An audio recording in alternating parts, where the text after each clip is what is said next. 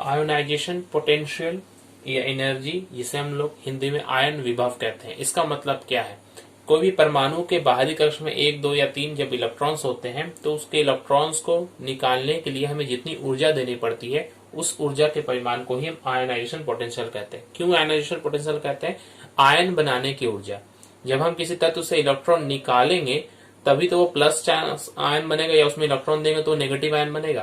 तो ये आयन बनने की ऊर्जा एक तरह से हम ये कह सकते हैं। तो किसी परमाणु के बाहरी कक्ष से इलेक्ट्रॉन निकालने के लिए आवश्यक ऊर्जा को आयन विभव कहते हैं।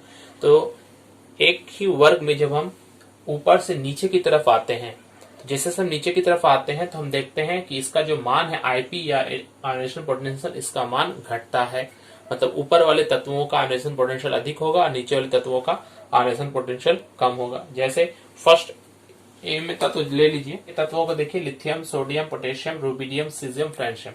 तो जैसे से ये ऊपर से नीचे की तरफ है, ये सबसे ऊपर है और ये सबसे नीचे, जैसे से ऊपर से नीचे की तरफ आएंगे तो हम देखेंगे आयनाइजेशन पोटेंशियल जो इसका मान घटता जाएगा। मतलब सबसे अधिक किसका? लिथियम का है, सबसे अधिक लिथियम का, इसके से थोड़ा कम सोडियम, उससे कम इसका, ये ऐसे चलते जाएगा। सीजियम का सबसे कम आयनाइजेशन पोटेंशियल होता है, फ्रांशियम नहीं होता है। उसका कारण है कि सीजियम सबसे अच्छा मेटल है, इसलिए।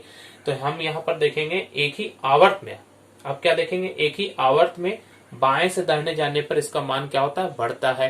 तो जैसे हम लेफ्ट टू राइट जाएंगे आयनाइजेशन पोटेंशियल का मान क्या होगा? बढ़ते जाएगा। इसको बढ़ने का मतलब क्या हो रहा है कि हमें अधिक ऊर्जा देनी पड़ेगी इलेक्ट्रॉन को निकालने के लिए। इसका मतलब बाहरी कक्ष का जो इलेक्ट्रॉन है वो बहुत अच्छी तरीके से केंद्रक से सटा हुआ है, ये कह सकते हैं केंद्रक से आकर्षित है, तो उसे निकालने के लिए हमें अधिक ऊर्जा देनी पड़ती है। तो एक ही आवर्त में बाएं दाएं जाने पर इसका मान बढ़ता है। और सबसे आखिर में, सबसे राइट साइड में किसी आवर्त में क्या होता है? इनर्ट गैस, निष्क्रिय गैस होती है। इसलिए ये कहा जाता है कि किसी भी आवर्त में निष्क्रिय गैसों की जो आयनाइजेशन पोटेंशियल ये सबसे ज्यादा अधिक होती है। मतलब सबसे ज्यादा मुश्किल होता है निष्क्रिय गैसों के बाहरी कक्ष से इलेक्ट्रॉन को निकालना।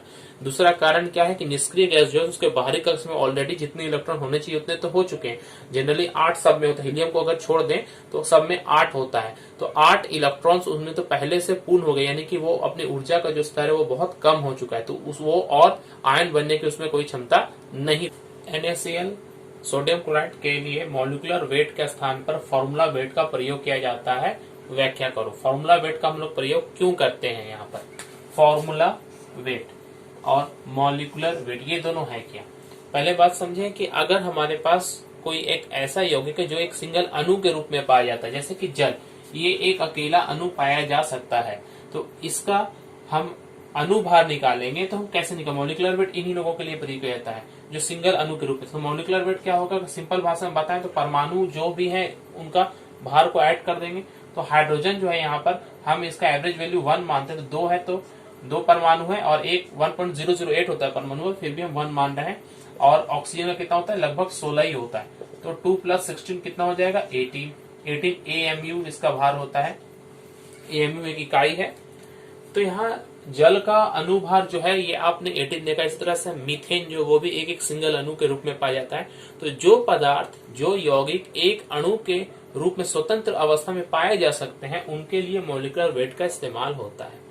मगर हमारे पास जो NaCl है, ये NaCl जो है ये चूंकि आयनों से मिलकर बना है, ज्यादातर जो आयनिक कंपाउंड होते हैं वो सिंगल अणु के रूप में नहीं पाए जाते हैं। वो एक बहुत सारे अणुओं का उनमें एक ग्रुप बनाता, क्रिस्टल्स के रूप में पाए जाते हैं। वो एक क्यूब के रूप में अगर आप लोग देखेंगे इस तरह से NaCl, इसमें बहुत सारे Na और Cl के परमाणु आपस में इस तरह से मिले होते हैं। NaCl इस तरह से कोई एक अकेला अणु यहाँ नहीं पाया जाता है।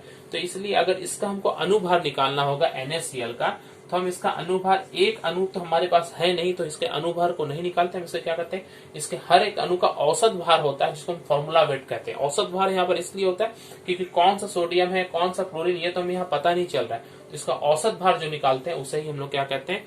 फॉर्मूला वेट कहते हैं। तो हमारा आंसर क्या होगा? सोडियम क्लोराइड एक अकेले अणु के रूप में नहीं पाए जाते हैं, ये क्रिस्टल्स के रूप में बहुत सारे अणुओं का समूह होते हैं। तो उन अणुओं के समूह के परमाणु भार को जब हम औसत निकालते हैं तो वही हमारा फॉर्मूला वेट कहलाता है। ए, बी और सी 3 तत्व हैं जिनके नाम नहीं बताए गए, बस सिंबल्स कुछ भी हो सकते हैं। ए, बी और सी, इनकी परमाणु संख्या क्रमशः Z माइनस टू, Z और Z प्लस वन है। ए की परमाणु संख्या Z माइनस टू, बी की Z और C का क्या है Z प्लस वन। Z की संख्या क्या है हमें पता नहीं। B बता दिया गया एक निष्क्रिय तत्व है, मतलब बीच वाला जो तत्व है Z जो है ये एक निष्क्रिय तत्व है। अब हमारे पास 3 क्वेश्चंस किए गए हैं। A और C किस वर्ग में उपस्थित है, A और C कौन से ग्रुप में होंगे ये हमें बताना है। तो ये एक निष्क्रिय तत्व है, इसका मतलब ये तो 0 ग्रुप हुआ या 18th ग्रुप हुआ। अब इससे दो ग्रुप पहले क्या होता है, 6A जिसे हम कहते हैं 6 से 7 है उसके बाद ही तो 0 ग्रुप आता है, या 16 ग्रुप हम कह सकते हैं। तो A जो है ये 16th ग्रुप में पाया जाएगा, मतलब ऑक्सीजन वाला जो ग्रुप होता है वो उसमें ही पाया जाएगा। तो A किस में पाया जाएगा, A का ग्रुप होगा 16th या 6A, B नहीं A, 16th या 6 दोनों लिखेंगे हम लिखेंगे ये दीर्घ आवर्त सारणी में 16 वर्ग है और मंडलिक के आवर्त सारणी में 6 है, या 16 या 6A करके लिखेंगे, दोनों सही होगा। और C किस वर्ग में उपस्थित होगा, C को ध्यान देंगे Z प्लस वन। तो Z प्लस वन निष्क्रिय गैसों के जस्ट बाद में कौन सा ग्रुप आता है, तो निष्क्रिय गैस तो 0 ग्रुप है, लास्ट ग्रुप है, उसके बाद वापस वो दूसरा आवर्त ग्रुप शुरू हो जाता है। Z प्लस वन कहने का मतलब है ये C जो है 1A या पहला ग्रुप जिसे हम क्षारीय धातुओं का ग्रुप कहते हैं उस ग्रुप में पाया जाएगा। समझ में आया। अब इनमें धातु कौन है, तो धातु के लिए अगर आपको समझना है तो क्षारीय धातुओं के बाद जो होता है वो क्या कहलाता है, धातु कहलाता है। तो ये C क्या होगा, एक धातु है। कौन धातु है, C। क्यों, धातु किसे कहते हैं, धातु जो इलेक्ट्रॉन को आसानी से छोड़ पाए। तो ये C का इलेक्ट्रॉनिक संरचना क्या, Z plus one. Total electrons कितने हैं इसके पास, Z प्लस वन। अगर ये एक इलेक्ट्रॉन छोड़ देगा तो इसके पास कितने इलेक्ट्रॉन्स हो जाएंगे, Z प्लस वन में से एक अगर हट जाए तो कितना बचेंगे, Z। एक निष्क्रिय गैस है, तो निष्क्रिय गैस पाने के लिए ये एक इलेक्ट्रॉन छोड़ना चाहेगा, और जो भी इलेक्ट्रॉन छोड़ता है उसे हम क्या कहते हैं, धातु कहते हैं। इसलिए धातु कौन है, इसमें C धातु है। A और C से बने यौगिक का सूत्र लिखिए। अब C अगर धातु है तो A क्या होगा, अधातु होगा। तो धातु अधातु का जब भी कोई यौगिक बनता है वो क्या होता है, एक विद्युत संयोजी यौगिक होता है। यहाँ पर जो यौगिक हैं हमारे पास कौन कौन से मिलकर बन रहे हैं, A और C। धातु कौन है, C।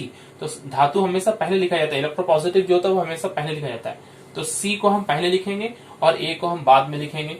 अब इन दोनों के बीच में कितने परमाणु या कितने अणु होंगे, तो अगर आप गौर करें C जो है, C एक धातु 1A का और ये 6A का है। A मतलब इसको ये दो इलेक्ट्रॉन्स लेगा तब जाके ये Z बनेगा, 2 इलेक्ट्रॉन लेगा, और ये क्या है, 1 इलेक्ट्रॉन छोड़ेगा। तो 1 इलेक्ट्रॉन छोड़ेगा मगर इसे चाहिए कितना, 2। तो अगर हम इसका 2 तत्व C के अगर हम 2 परमाणु लेते हैं तो इसका 2 पूरा इलेक्ट्रॉन इसमें मिल जाएगा। तो इसका फॉर्मूला हो गया C2A। इसे फिर से समझना पड़ेगा, आप ये बहुत इंपॉर्टेंट है, इसको समझने की कोशिश कीजिए।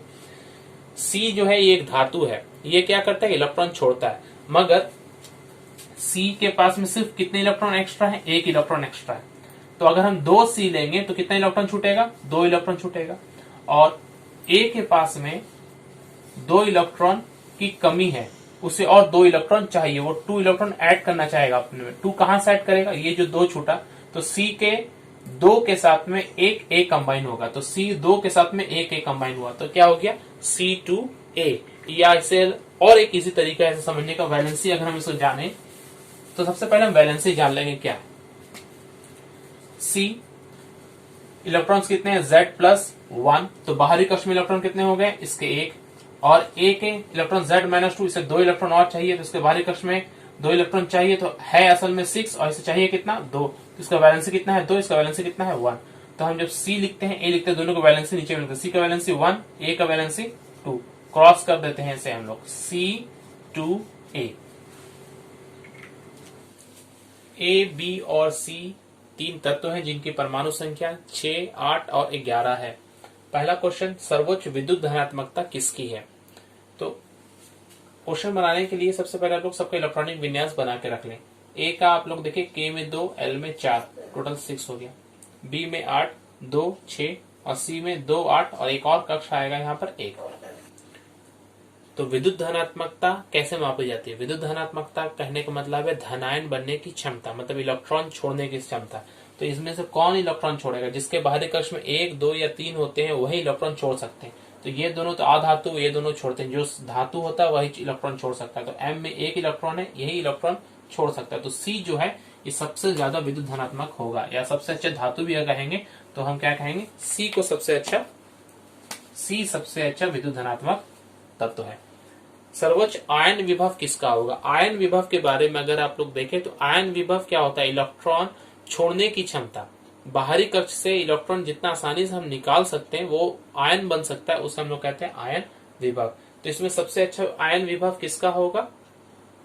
इसका होगा। आयन विभव के बारे में हम लोगों ने देखा कि एक ही वर्ग में ऊपर से नीचे आने पर, ऊपर से जब हम नीचे आते हैं तो आयन विभव क्या होता है? घटता है। जैसे जैसे नीचे की तरफ आएंगे तो आयन विभव घटे। और एक ही आवर्त में जब हम लेफ्ट टू राइट जाते हैं तो आयन विभव क्या होता है? ये माइनस हो रहा है, और आयन विभव क्या होता है? यहाँ पर बढ़ता है। तो यहाँ पर देखें, ये दूसरा आवर्त, ये दूसरा आवर्त, ये तीसरा आवर्त। तीसरा आवर्त तो ये धातु है, तो तीसरा आवर्त में नीचे की तरफ तो घट जाएगा, तो ये तो होगा नहीं। इन दोनों में अगर देखेंगे तो जितना दाहिने जाएंगे, राइट की तरफ जाएंगे, मतलब तो बी जो है ये सबसे ज्यादा आयन विभव होगा। तो बी का आयन विभव सबसे अधिक होगा। ऑक्सीजन है, यहाँ गौर करेंगे तो आप देखेंगे। किसका अवकरण क्षमता सर्वाधिक होगा? अवकरण क्षमता धातुओं का सबसे बेस्ट होता है, तो उसमें धातु कौन है? सी। तो सबसे अच्छा अवकरण क्षमता होगा सी का। ए, बी और सी तीन परमाणु हैं जिनकी परमाणु संख्या क्रमशः 6, 8 और 10 है। पिछले वाले में 11 था, यहाँ पर मैंने 10 किया। सबसे पहले क्वेश्चन है कि सबसे ज्यादा विद्युत ऋणात्मकता किसकी है? तो आप लोग तीनों का सबसे पहले इलेक्ट्रॉनिक विन्यास कर लें। ए का कितना है? देखिए 6, तो के में 2 और एल में 4। बी का कितना है? 8, 2, 6 और सी कितना है?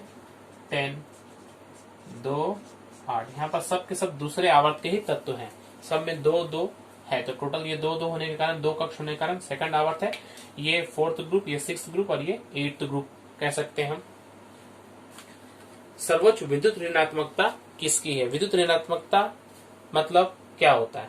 विद्युत ऋणात्मकता मतलब होता है इलेक्ट्रॉन ग्रहण करने की क्षमता। जो जितना अच्छा अधातु होगा वो सबसे अच्छा विद्युत ऋणात्मक होता है। तो इनमें अगर आप गौर करेंगे, सब एक ही आवर्त में लेफ्ट टू राइट जाने पर विद्युत ऋणात्मकता बढ़ती है, इलेक्ट्रोनेगेटिविटी इंक्रीज करता है। तो यहाँ पर लेफ्ट टू राइट अगर जाएंगे तो सबसे ज्यादा ये सी है, तो इसकी विद्युत सबसे अधिक होनी चाहिए। मगर चूंकि ये निष्क्रिय तत्व है, इसलिए इससे पहले जो आएगा, ये 6 वाला जो होगा, सबसे अधिक विद्युत ऋणात्मक होगा बी। बी सबसे अधिक विद्युत ऋणात्मक है। किस परमाणु का आकार सबसे बड़ा होगा? परमाणु का आकार एक ही आवर्त में लेफ्ट टू राइट जाने पर घटता है, मगर निष्क्रिय गैसों में ये सबसे बड़ा हो जाता है। तो सबसे बड़ा अगर हमसे पूछा है तो हम क्या कहेंगे? निष्क्रिय गैस जो है वो सबसे बड़ा है। यहाँ पर निष्क्रिय गैस कौन है? सी। तो सबसे बड़ा होगा सी का। अगर हमसे सबसे छोटा पूछे तो सबसे छोटा कौन होता? बी सबसे छोटा होता, क्योंकि ये ए के बाद आता है, लेफ्ट टू राइट जाने पर ए के बाद आएगा, तो ये सबसे छोटा हो जाएगा। बी तत्व मेंडलीव के आवर्त सारणी में कहां पर है? ये जो बी तत्व है ये कहां पर पाया जाएगा? बी को देखिए, तो ये 6th है, तो इसे हम लोग क्या कहेंगे? 6A में, और ग्रुप तो हम पहले ही देख चुके हैं सेकंड पीरियड में। तो बी तत्व मेंडलीव के आवर्त सारणी के सेकंड पीरियड और 6A ग्रुप में पाया जाएगा।